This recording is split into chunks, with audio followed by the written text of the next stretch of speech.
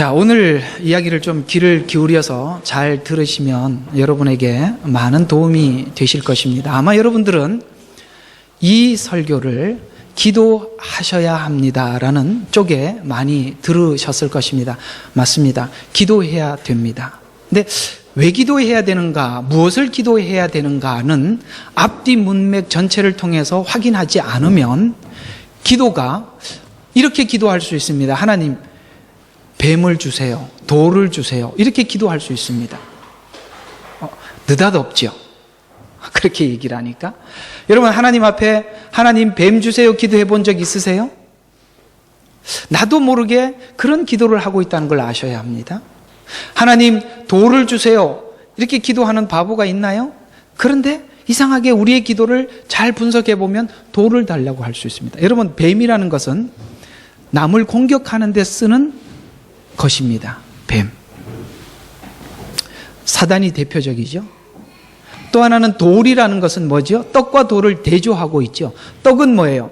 내 생명에 유익한 것이죠. 돌은요, 무해한 거죠. 이상하게도 우리 기도가 하나님 내 원한을 풀어주세요. 내 힘든 것을 극복하게 해주세요. 나하고 원수된 사람 사이에서 내가 옳다라고 증명하게 해주세요. 이런 기도들은 뱀과 같은 기도입니다. 또 돌과 같은 기도를 할 수 있습니다. 그게 뭐예요? 아무 가치 없는, 생명 없는 기도지요. 정말 하나님께서 오늘 여기 보면 악한 자라도 좋은 것을 주는 것이 아버지입니다. 무슨 말이냐면 악한 것을 구할 수 있어요. 뱀을 구할 수 있고 돌을 구할 수도 있지만 하나님은 돌을 구했는데 떡을 주시고, 반대로 보는 거예요. 또 뱀을 구했는데 생선을 주신다는 말이에요. 악한 자라도. 그렇다면 우리는 하나님께서 우리는 지금 우리에게 필요한 것이 무엇인지 잘 모를 수 있어요. 그 모르다 보니까 잘못 구할 수가 있어요. 그러나 하나님이 주시는 것은 뭐예요? 나는 돌을 구했는데도 떡을 주시고 뱀을 구하고 있는데, 내가 뱀을 구하고 있는 줄 모르고 뱀을 구했는데 하나님은 생선을 주시지요.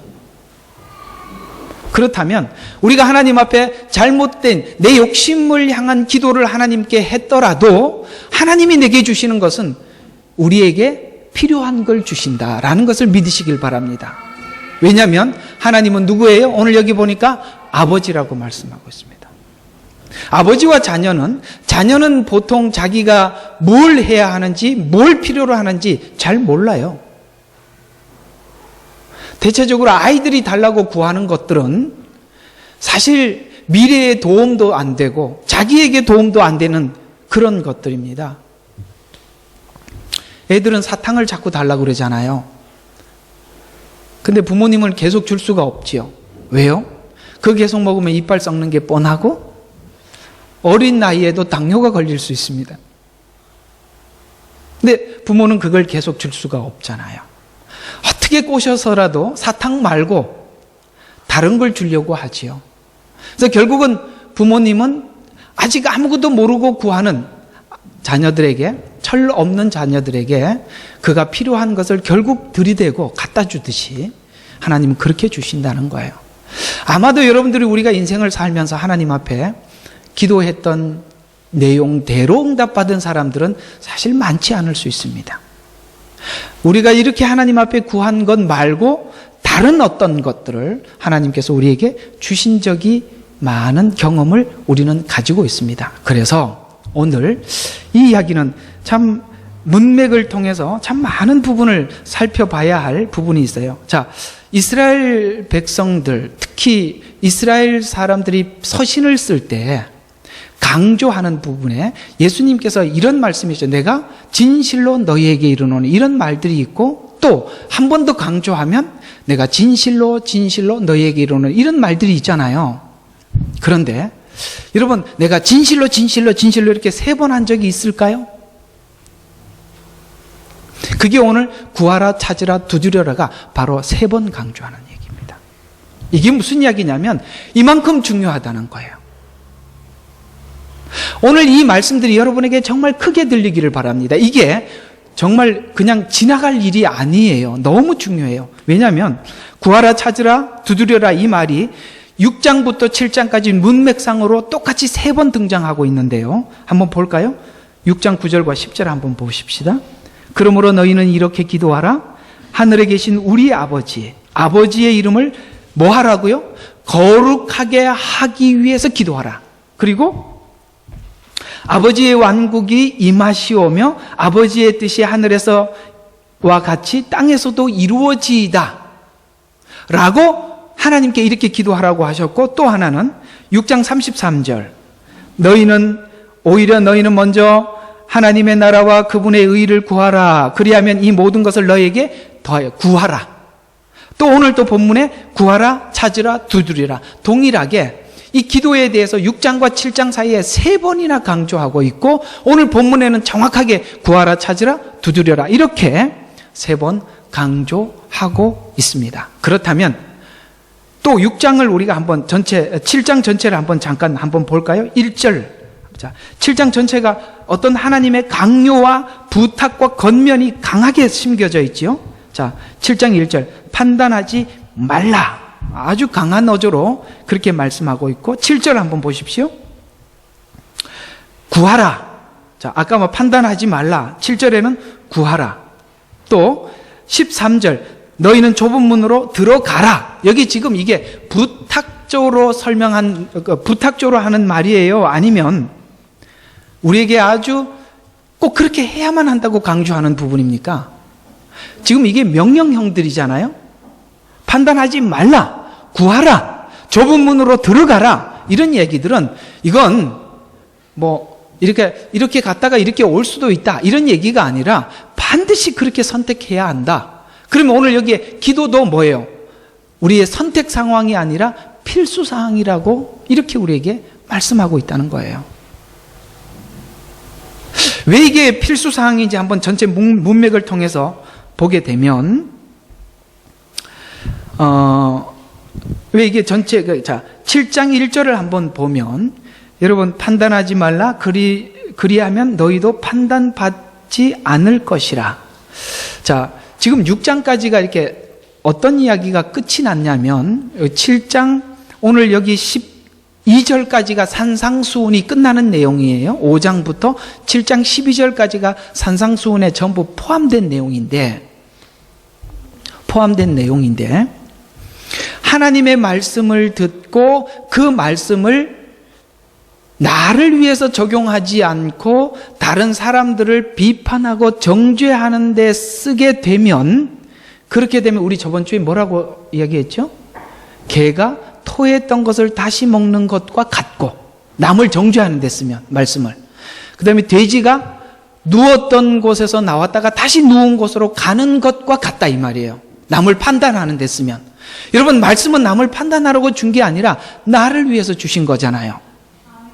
그렇게 하지 않게 되면 개돼지 된다. 우리 저번 주 주제였습니다. 주제가 좀 험악하지만 그래도 험악한 대로 들어보면 그렇습니다. 또 이게 왜 그렇게 무섭고 중요하냐면, 이제 13절에 보면 좁은 문으로 들어가라고 이야기하죠.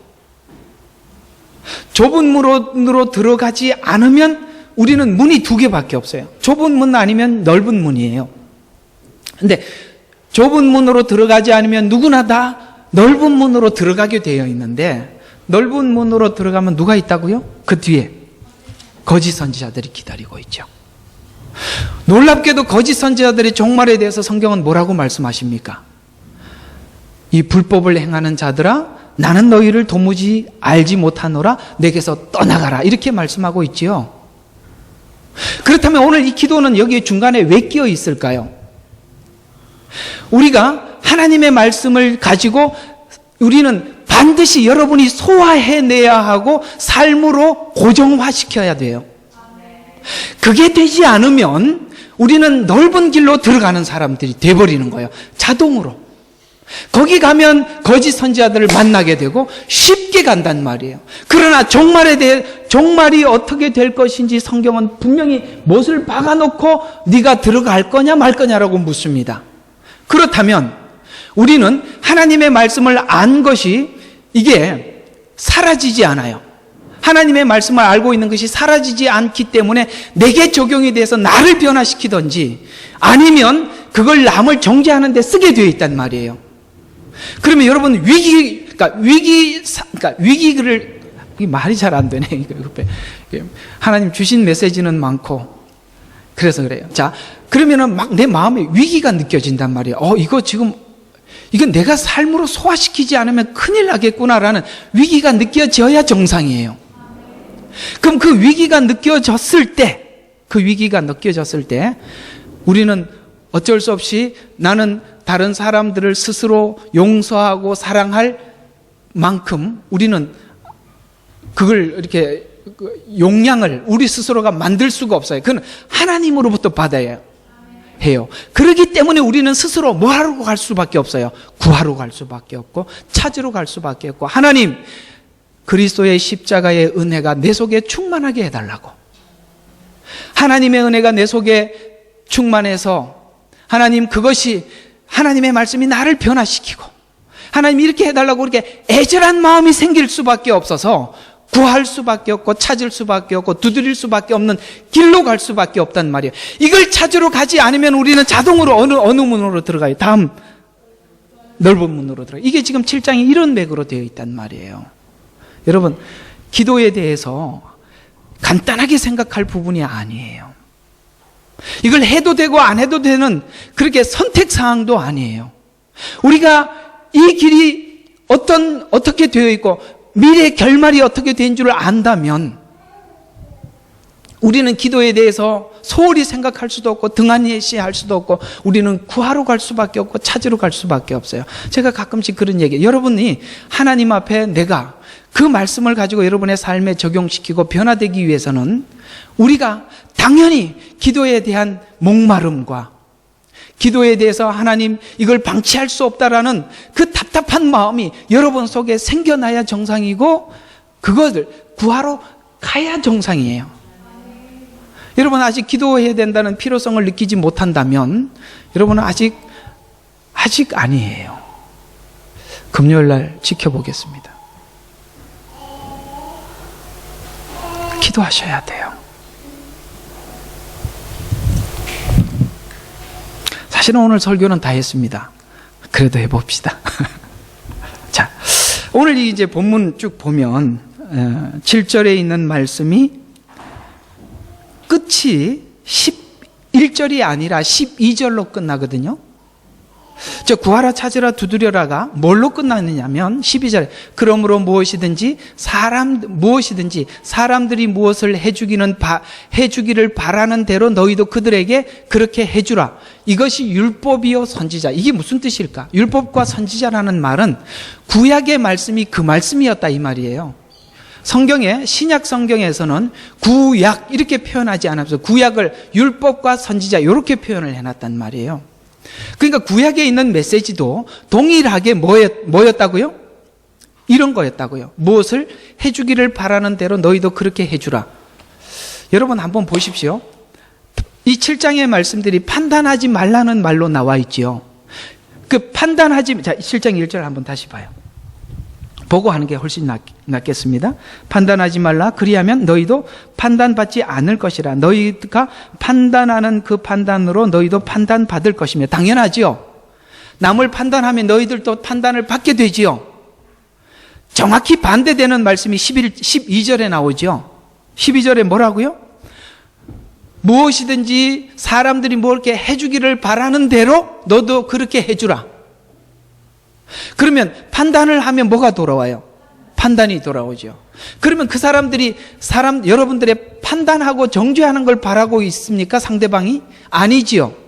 사랑하고 용서하고 주님의 마음을 가지고 대하기를 바라지요. 그렇게 하면은 뭐가 돌아와요? 그대로 그 은혜를 베푼 대로 돌아온단 말이에요. 그런데 자, 문제는 그걸 여러분과 제가 모르는 게 아니잖아요. 근데 뭐가 먼저 되지요? 사랑하고 용서가 먼저 됩니까? 정죄하고 판단하는 게 먼저 돼요. 문제는 머리로는 아는데 안 된다고요.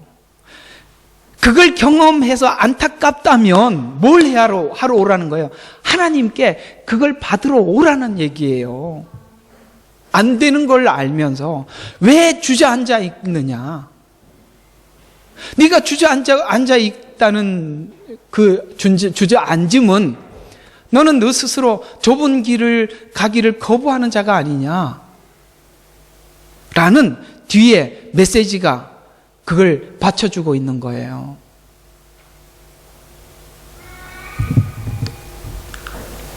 그래서 7장 전체를 보면 아까 이게 설명을 했던 거니까 좀.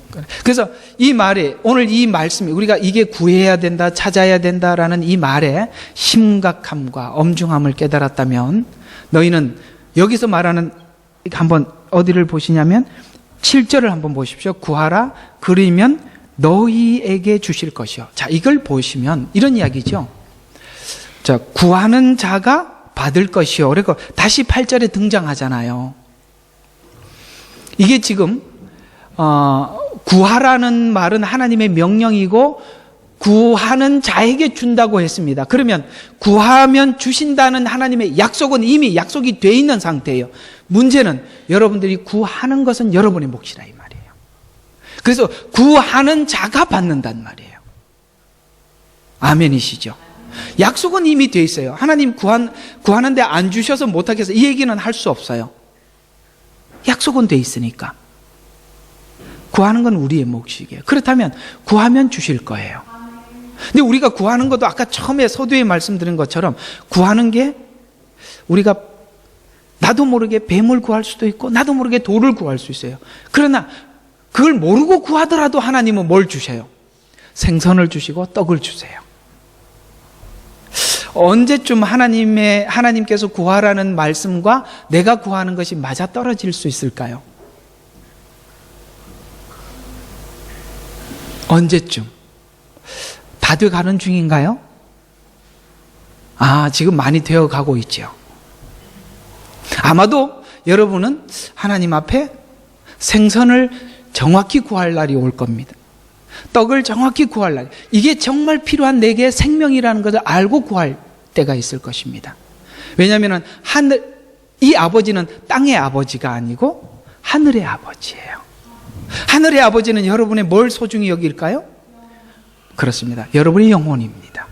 우리 영혼을 위해서 필요한 것을 주십니다. 그럼 우리가 필요한 것들은 사실 육체적인 것이고 육적인 것들이겠죠. 그러나 하나님은 여러분의 영을 위해서 주시기 때문에 그렇습니다. 세상을 향해서 구하면 우리는 돌을 구하고 뱀을 구합니다. 그러나 언젠가 여러분의 영이 소중하고 하나님께서 여러분의 영혼을 위해서 십자가 지셨다는 사실을 명확히 알게 될 때 아마 생선을 구할 날이 오고 떡을 구할 날이 오게 될 것입니다. 그것이 지금 되지 않더라도 언젠가는 하나님께서 그걸 비춰주실 줄로 믿습니다. 그래서 너희가 그런 자가 되기 위해서는 하나님의 성품을 가져야 하는데 그 성품은 하나님께만 있음을 알고 너희는 구하고 찾고 두드려야 된다. 왜냐하면 그 죄에서 돌아서는 힘은 너에게 있지 않고 하나님께 있기 때문이라. 아멘이시죠? 이걸 의식해야만이 하나님 앞에 기도하러 나갑니다. 구약에서 보여준 것과 같이 율법이 율법을 아는 것으로만 해결할 수 없다. 여러분, 구약 이스라엘 백성들은 율법을 받았고 그 율법대로 하나님께서 지켜 살으라고 했지만 그들은 아무도 율법을 지키고 살지 못했다라고 선언하는 것이 구약 성경의 마지막 아닙니까? 그렇죠? 그래서 율법을 우리가 안다고 해서 할 수 있는 힘까지 생긴 건 아니에요. 그런데 뭐예요? 복음은 뭐죠? 복음은 바로 행할 힘까지 주는 거예요. 예수 그리스도를 알아가면 알아갈수록 우리는 내면의 변화를 경험할 수밖에 없게 됩니다. 사실은 여러분들의 믿음과 변화는 예수를 아는 깊이만큼 되는 것입니다. 그걸 인식한다면 아마도 여러분은 이 두 가지에 대해서 손을 놓을 수 없을 것입니다. 뭘까요? 저는 이렇게 생각합니다. 예배 생활과 기도 생활입니다. 아주 중요합니다. 예배를 소홀히 여기면 하나님의 말씀을 들을 기회가 없지요. 또 하나, 기도를 소홀히 여기면 하나님의 말을 직접 들을 기회가 없습니다. 그 두 가지가 없이 어떻게 우리 신앙이 완성되리라고 생각하십니까? 절대로 불가능합니다. 오늘 이 말씀이 여러분에게 얼마나 크게 들리는가가 아주 중요합니다. 어떻게 아멘 하는 분은 한 분만 계신? 자, 하나님을 사랑하고 이웃을 사랑하는 것은 이 복음을 받은 자들의 정당한 신앙의 정도인데요. 마태복음 5장 43절과 44절에 보면 내 이웃을 사랑하고 원수를 미워하라는 말을 들었거니와, 이게 뭐예요? 율법이 규정하는 것, 자연인이 할 수 있는 것, 여기까지밖에 할 수 없어요. 나는 너희에게 이르노니, 은혜가 우리에게 말씀하는 거예요. 은혜인 예수 그리스도가 우리, 나는, 오늘 예수님은 이런 말을 우리에게 할 자격이 충분히 있지요. 또 우리는 그 말을 들어야만 합니다. 왜? 그분은 저와 여러분을 위해서 생명을 주셨거든요. 그분이 우리에게, 나는 너희에게 이렇게 말하노니 너희의 원수를 사랑하고 너희를 저주하는 자들을 축복하며 너희를 미워하는 자들에게 잘해주고 너희를 천대하고 박해하는 자들을 위해 기도하라. 여러분, 이게 가능합니까? 근데 성경은 가능하다고 이야기해요. 어디서만이? 하나님께 구하고 찾고 얻는 자에게만 주어질 수 있어요. 이건 사람 힘으로 할 수 없습니다. 누가 어떻게 원수를 사랑할 수 있어요? 원수는 내가 최고 많이 해도 그냥 안 보는 것 정도는 할 수 있지, 사랑은 안 돼요. 그 다음에 저주하는 자를 어떻게 축복 안 합니까? 축복합니까? 저주하는 사람은 저주하는 소리를 듣고 저주 안 하는 것만 해도 최고로 지금 하는 건데 축복까지 하래요. 한번 이렇게 생각해 봐요. 우리 다 놓고, 모든 거, 정말 이 지겨운 거, 세상의 거, 이게 다 놓고 정말 화려한 천국 들어가는 날이 내일이라고 생각해 봐요. 내일이면 천국 가. 여러분들이 뭐 죽는 게 두렵다면 하나님께서 엘리야처럼 데리고 올라간다고 내일. 그럼 오늘 마음이 어떻겠어요? 얼마나 넉넉하겠어요? 그런 마음이 있으면 여러분 있잖아요. 원수 사랑할 수 있어요, 없어요? 있지요. 내일 천국 가는데 뭐가 아쉬워? 저주하는 자 축복할 수 있죠. 뭐가 아쉬워? 여러분, 이렇게 하나님께 복음은 여러분에게 넉넉한 걸 주셨어요. 사실 우리는 아무것도 부족한 게 없는데 그걸 잘 몰라요. 왜 몰라요? 기도 안 하니까. 오늘 이 기도에 아주 초점을 이렇게 얘기하는데도 안 하면 이건 정말 문제가 있는 사람이. 마태복음 5장 47절에 보니까 여러분, 우리는 다른 사람보다 더 나은 것, 다른 사람들은 어디까지 간다고요? 내 이웃을 사랑하고, 이웃은 사랑하고 원수는 미워하는 것, 이게 다른 사람들이 하는 행동의 끝이에요. 그러나 우리는 더 나은 것이 있다고요. 그거 얻으셔야 여러분 생활 속에 매여 있는 고통들이 해결이 됩니다. 그걸 짐으로 계속 끙끙 앓지 마시고 하나님께 나와서 찾으시고 구하십시오. 거기서 답을 얻으셔야지 여러분이 아무리 가지고 있는 지혜와 힘과 오기로 그거 해결을 하려고 해봐야 암만 생깁니다. 암만 생깁니다.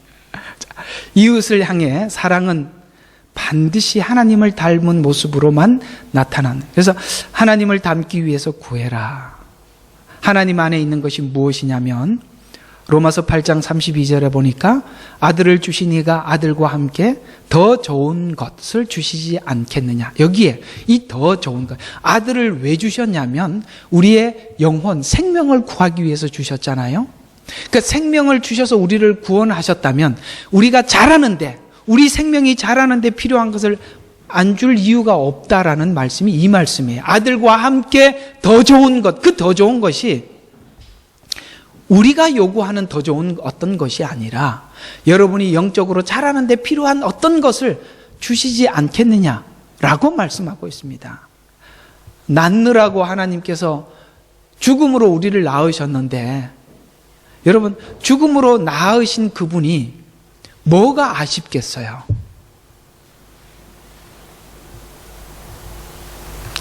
아마 마음에 깊이 아멘이 되지만 늘 평상시에 안 해본 거로 아멘을 안 하는 줄로 믿고 다음 넘어갑시다. 자, 성도는 하나님의 자녀로서 자리와 위치를 확보하는 것인데, 마태복음 5장 47절에 보면 하늘에 계신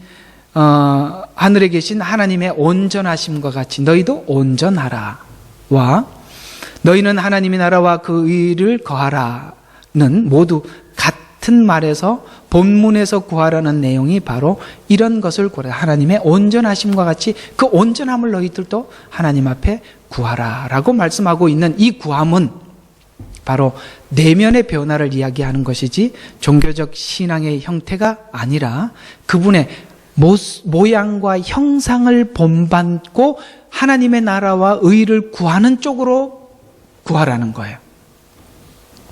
여러분, 우리가 죄를 짓고 잃어버린 게 뭐예요? 우리는 죄를 짓고 잃어버린 것이 에덴 동산이다 라고 생각하지만, 사실은 우리가 죄를 짓고 잃어버린 것 중에서 반드시 되찾아야 할 것이 뭐냐면 하나님께서 처음에 창조한 대로 그분의 모양과 형상을 회복하는 일입니다. 하나님의 모양과 형상이 무엇이냐면 그분의 성품을 다시 회복하는 일이에요. 가장 많이 잃어버린 것 중에 우리가 예수 믿고 죄를 지어서 죽음이 찾아와서 우리 육체의 죽음, 이런 정도로 우리가 단순히 이야기를 하는데, 사실 잃어버린 것 중에 더 정말 기가 막힌 게 하나님의 모양과 형상을 잃어버려서 예수님이 이 땅에 오셔서 우리를, 그렇게 하나님의 모양과 형상을 잃어버린 우리들을 민망히 여기시고 긍휼히 여기신 거예요. 하나님의 모양과 형상을 잃어버려서 우리는 원래 하나님처럼 그렇게 거룩한 성품을 가졌던 사람들인데 참 얼마나 악해졌는지 몰라요. 그 악해진 것이 관계 속에서 나타나는데 그 관계가 바로 이웃이에요. 그래서 여러분의 신앙은 무엇으로 책정을 하느냐면, 여러분이 신앙생활을 하면서 하나님 앞에 나와서 무슨 열심히 행동하고 기도하고 뭐 예배하고 이런 종교적인 이런 것들이 그건 당연한 열매예요. 당연한 열매인데, 진짜 내 신앙의 삶의 열매는 이웃과의 관계 속에서 나오는 거예요. 오늘 하나님께서 회복하라는 것은 기도를 회복해라, 예배를 회복해라, 모르겠습니다. 아직 이웃과의 관계 속에 그런 하나님의 넉넉함을 나누어 주는 형편에까지 못 가 있기 때문에 더더욱 하나님 앞에 예배와 기도에 집중하는 거, 여러분 틀린 이야기 맞습니다. 아주 잘하셨습니다. 그러나 이것이 뭘 만들어낸다고요? 하나님 안에서 진정한 변화를 만들어내는 수단인 거예요. 그건 수단이지 목적지는 아니에요.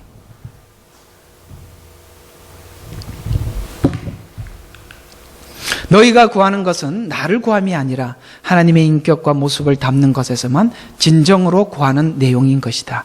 이것 아닌 것의 신앙 행위는 거짓 행위다가 바로 이 복음서가 지적하고 있는 건데, 마태복음 5장 16절에 너희 선행, 여기를 볼까요?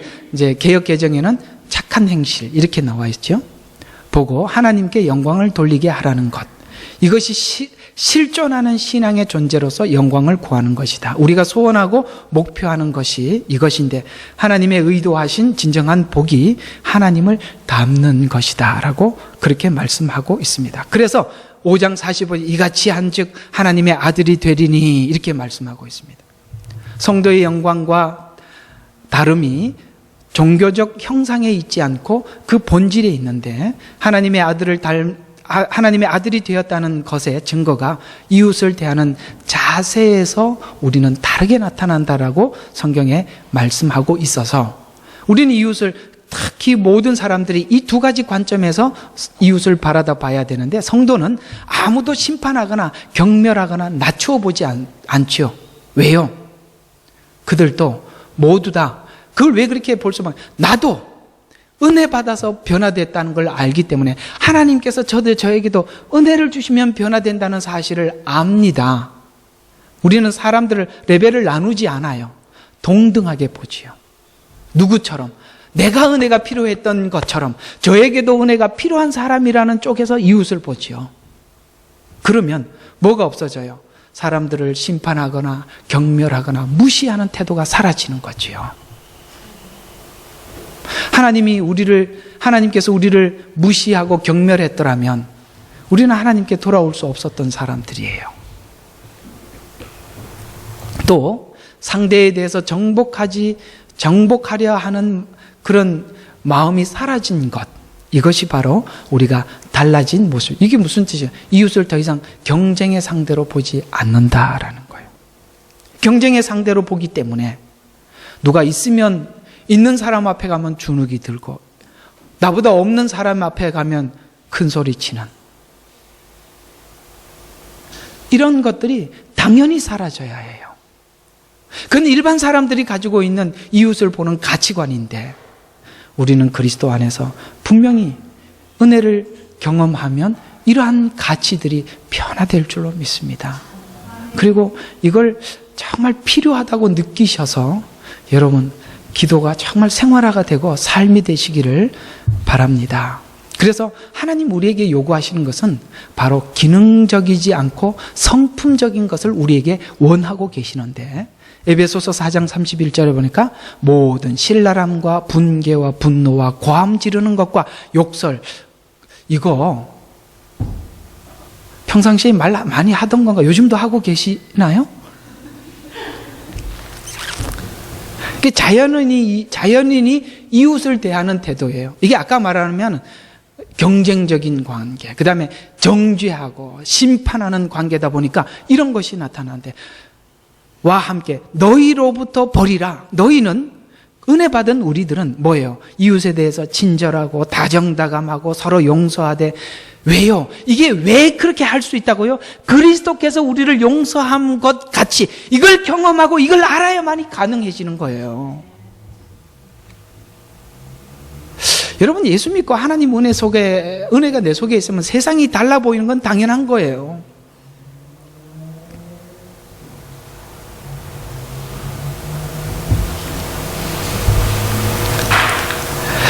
자, 우리가 이런 현상이 나타나고 있다면 우리 한번 자신을 좀 돌아봐야 돼. 제가 요거는 좀 현대 교회가 가지고 있는, 현재 우리 성도들이 가지고 있는 문제점을 잠시 한번 생각해 봤습니다. 자, 이건 정말 고쳐야 될 부분이니까 한번 좀 들어보십시오. 교회에서 맡겨진 일을 할 때, 그 일로 인해서 하나님 앞에 마음이 이렇게 안정감을 가져요. 이게 좀 교회 운영하고 있는 목회자에게도 문제가 있고 성도들도 이게 문제가 있는데 여러분 이런 느낌을 가져본 적이 있으세요? 열심히 하나님 앞에 일할 때 하나님 앞에 내 마음이 참 안정되다 이런 마음을 가져본 적이 있죠. 일할 때. 근데 교회 일을 하지 않고 혼자 있을 때가 진짜거든요. 그때 내가 신앙인인가 한번 돌아보게 되게 되는데 하는 깊은 존재적 고민을 하는 경우의 것을 보게 되는데 주의 일을 할 때는 개인적인 삶에서 차이가 나타나고 있다면, 그러니까 주의 일을 할 때와 내가 개인적으로 혼자 있을 때 그 어떤 삶에서 이렇게 차이가 나타나고 있다면 신앙이 열심 때문에 지켜져 여기까지 왔지만 신앙의 그 열심의 근거가 부실하기 때문에 나타나는 현상이에요. 무슨 말이냐면 내 속에 채워진 은혜보다 일의 양이 많아. 내 속에 채워진 은혜보다 일의 양이 많으니까 일을 할 때는 일로 내 마음의 안정감을 느끼는데 막상 홀로 두게 되면 마음에 어떤 염려들이 생기기 시작하냐면 내가 구원받은 사람인가? 내가 은혜 받은 사람 맞나? 그리고 2중, 3중 생활을 하게 된다 이 말이에요.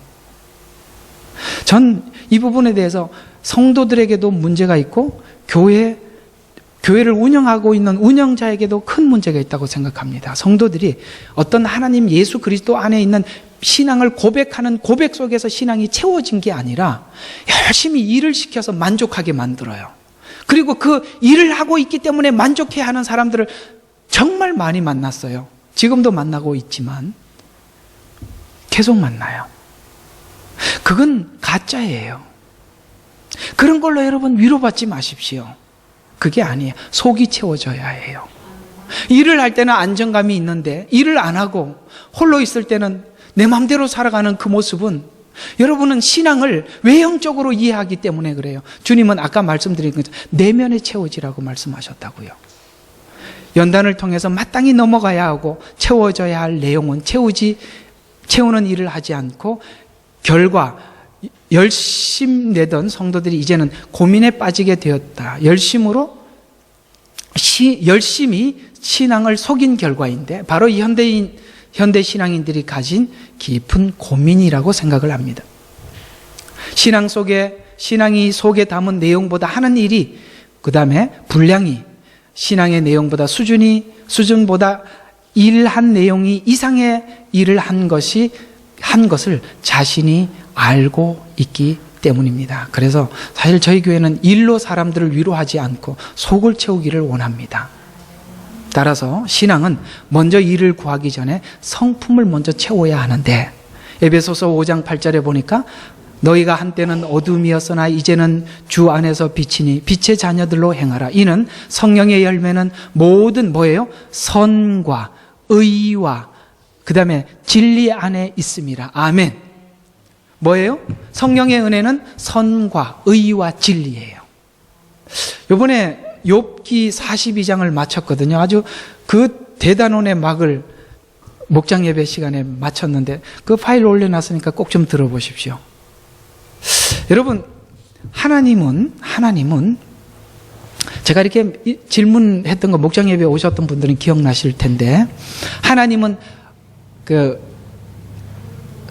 의일까요? 선일까요? 이렇게 질문을 했잖아요. 그 욥기 끝은 하나님은 선이다라고 결론을 내렸어요. 여러분, 선은 의와 죄를 다 끌어안습니다. 의라고 생각을 하면 잘못을 나누는 것밖에 못하죠. 선은요, 모두를 포함시키죠. 여러분, 의로운 성도가 되지 마시고 좀 더 차원 있게 선한 성도가 되십시오. 착한 행실, 이거는 의와 선을 나누는 기준을 넘어선 도덕적 기준을 가진 것이거든요.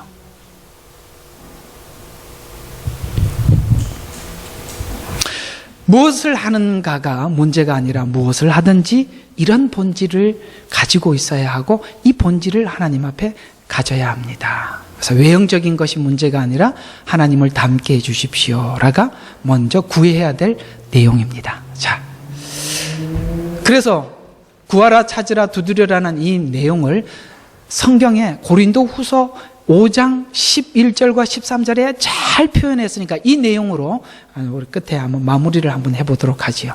자, 우리가 고린도 후서 5장 11절과 13절에 우리가 하나님께 나타내어 졌으며 나는 또 너희 양심에도 나타내지기를 바라노라. 아멘. 자, 이게 무슨 뜻이냐면, 우리 신앙이 하나님 앞에 나타났다면 너희에게도 나타나 주기를 하나님 구합니다.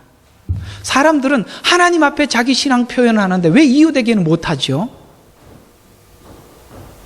참 하나님 앞에는 믿음이 좋아 보이는데 사람 앞에는 아니에요. 그게 아니란 말이에요. 이 바울의 기도가 그거예요. 뭘 구하고 있어요? 하나님, 내 신앙이 하나님 앞에 나타났는데 이 신앙이 너희에게도 나타나기를 구하노라.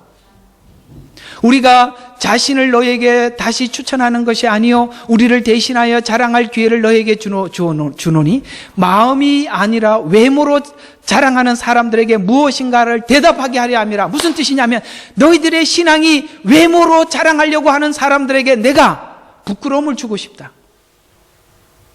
이해가 가세요? 사람들이 자기 신앙을 외모로 자랑하고 싶어 해요. 나 이렇게 믿음 좋은 사람이야, 하나님 나에게 이렇게 축복한 사람이야, 이렇게 자랑하고 싶어 한단 말이에요. 그러나 바울이 지금 하나님 앞에 기도하는 것은, 하나님, 내 속에 예수 그리스도를 닮은 성품이 그들에게 전달되어서 하나님, 외형으로 자기 신앙을 자랑하는 사람들에게 부끄러움이 되게 해 주십시오. 그걸 여러분 말로 하면 자존심 상하잖아요.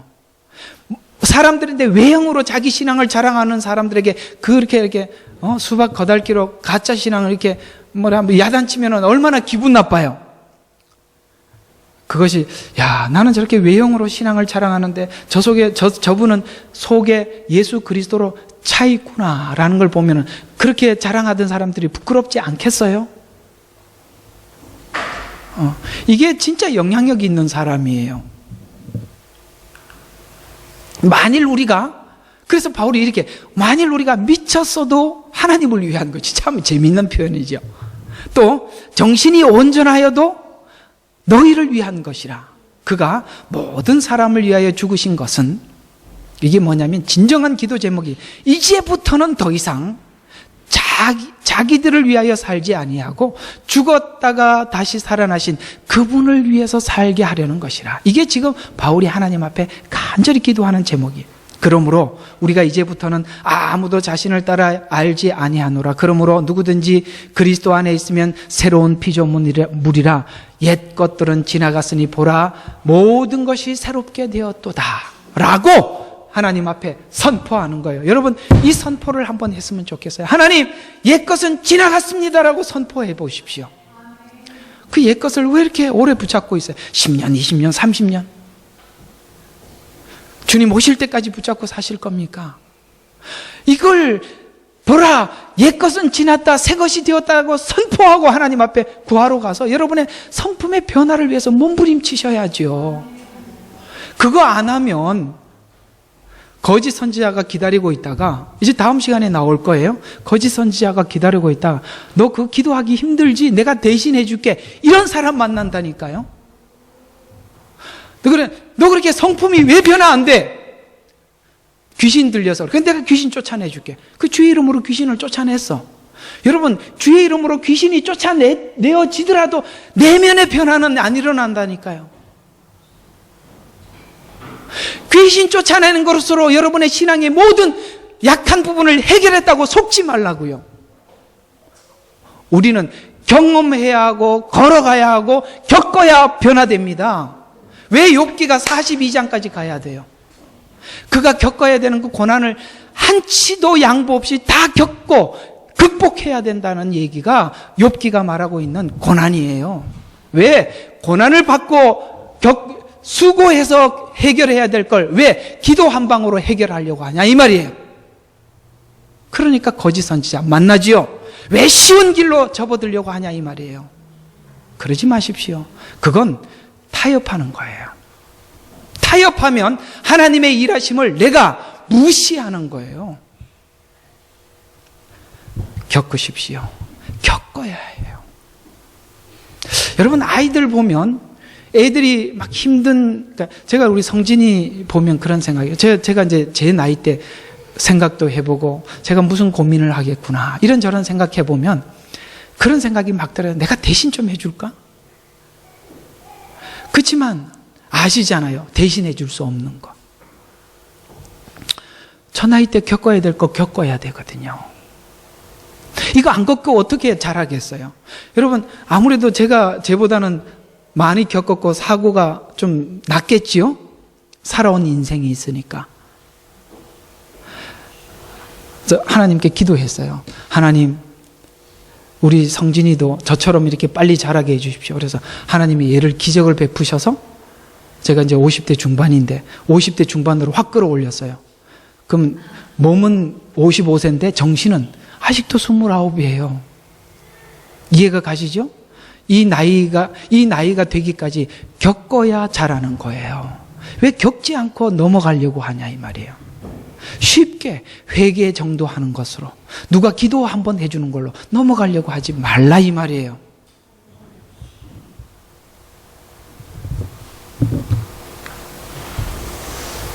이 말 잘 기억하십시오. 금방 얘기한 거 굉장히 중요한 이야기입니다. 사람들이 이단을 그렇게 해서 만나는 거고 거짓 선지자들을 그렇게 만나는 거예요. 하나님은요, 여러분들에게 일일이 간섭하셔서 만드십니다. 그 만지심을 거부하지 마십시오. 하나님 앞에 내어놓으십시오. 그리고 맡기십시오.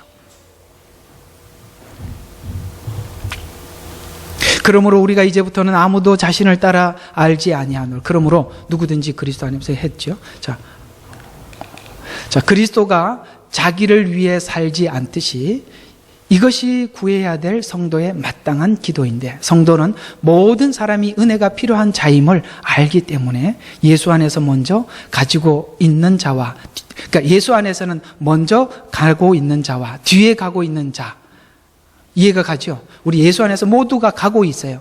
어떤 사람은 좀 앞에 가고 뒤에 서 있다는 것만 알고 있죠. 그래서 앞에 선 자들이 뒤에 늦게 오는 사람 보고 이렇게 다리가 숏다리냐, 빨리 좀 와라, 이렇게 하지 않고 그가 뭐예요? 걸어와야 된다는 걸 알고 기도해 줄 줄 아는, 답답하니까 업고 뛰려고 그러는데 여러분, 업고 뛰면 안 자라요. 그냥 뛰게 두세요. 뭔 말인지 이해가 가시죠? 어쩔 수 없어요. 자, 오늘 이제 이 말씀을 결론을 한번 내려보겠습니다. 그리스도를 모신 자로서 우리는 책임 있게 살아야 하고, 그리고 이 일을 구해야 합니다. 여러분 있잖아요. 구하라, 찾으라, 두드려라. 굉장히 큰 메시지잖아요. 큰 메시지인데 이게 여러분에게 작게 들리는 이유가 뭐냐면 이거예요. 여러분, 우리가 하나님 앞에 그렇게 자꾸 구하고 기도했는데, 그게 자꾸 구하고 기도한 것들이 그렇게 하나님 앞에 열심히 찾아도 그날이 그날 같은 그날을 또 살아야 돼요. 이게 이제 끝이 안 보이는 거예요. 이해가 가요? 부흥회를 했어요. 너무 은혜를 받았어요. 부흥회 끝나면 일상으로 돌아간다니까. 그때 뭔가 큰 바람이 지나간 것 같은데 가보면 고요해요. 조금 전에 너무 큰 바람이 불었는데 갑자기 조용하니까 이게 적응이 안 되는 거예요. 우리나라에 옛날에 이런 적이 있었어요. 1년에 교회마다 한 번씩 부흥회를 하잖아요. 봄, 가을. 농촌에서 이제 부흥회를 만약에 겨울에 많이 해요. 그러면 부흥회 끝나면 교회가 막 으쌰으쌰해요. 그게 한 달을 가나? 조금 지나면 다들 그냥 풀이 죽어가지고 여름 되면 이게 뭐 예수 믿는 사람인지 아닌지도 모를 만큼 흐물흐물해져요. 여러분 있잖아요. 하나님 앞에 구하고 하나님의 임재를 경험했더라도 우리의 삶에는 하나님이 부재하는 것 같은 매일매일을 살아야 한다고요. 여러분, 근데 이 매일매일을 지나가는 게 굉장히 큰 일이에요. 매일매일 하나님 앞에 구하고 찾고 기도하고 하나님 앞에 이 간절한 마음을 놓지 않고 산다는 게 얼마나 강한 건지 아십니까? 그게 진짜예요. 저는 이렇게 제가 선교지에 있을 때는 살아있을 수밖에 없었어요. 왜냐하면 환경이 내가 죽으면 안 되니까. 늘 나를 압박하는 공간들이 항상 찾아오니까 내 자신을 긴장하지 않을 수가 없는데, 이게요, 편안한 데 오니까 이게 무섭더라고요. 이게 무서워요. 매일매일 아무것도 아닌 것 같은 일상에 별로 은혜도 안 되는 교회 예배를 계속 가야 된다는 거, 이게 쉬운 일이 아니에요. 그러나 그걸 견뎌내셔야 해요. 그래서 그날이 그날 같은 매일의 날들을 하나님이 우리에게 요구하는 것을 알고 기도하며 사는가, 그러기 위해서 하나님께 구하며 찾으며 나아가야 한다는 것을 아는 자로 살아가는 것이 신자된 이유와 목적을 매일매일 정확히 알고 인식하는 것임을 기억하셔서, 여러분 이제 이 심각성을 알았다면 정말 기도하는데 게을리하지 마시고 구하십시오. 그리고 찾으십시오. 그리고 두드리라는 말이 제일 끝에 이게 순서가 바뀐 것 같은데, 구하라, 찾으라, 두드려라, 맞나요? 그렇게 더 하나님 앞에 적극적으로 기도하고 여러분의 그 상황을 인식하고 매일매일 살아가는 저와 여러분의 한 주간이 되시기를 주의 이름으로 축원합니다. 기도하겠습니다. 하나님, 고맙고 감사합니다. 구하고 찾고 두드려야 하는 것은 아주 위급한 상황입니다. 이것을 뒤로 미룰 수 없습니다. 우리가 길을 걸으며 생각을 하며 늘 하나님 앞에 기도하게 도와주십시오. 동일한 일상을 긴장된 마음으로 살아갈 수 있는 훈련을 하게 해 주십시오. 모든 평상시 상황을 하나님의 상황으로 볼 줄 아는 영안을 열어 주십시오. 그래서 저들이 매일매일 그리스도 안에서 반석 위에 집을 짓듯 하나님, 저희들이 믿음이 그 반석 위에 세워져 가는 은혜를 사랑하는 이 교회에 부어 주시옵소서. 이제는 우리 주 예수 그리스도의 은혜와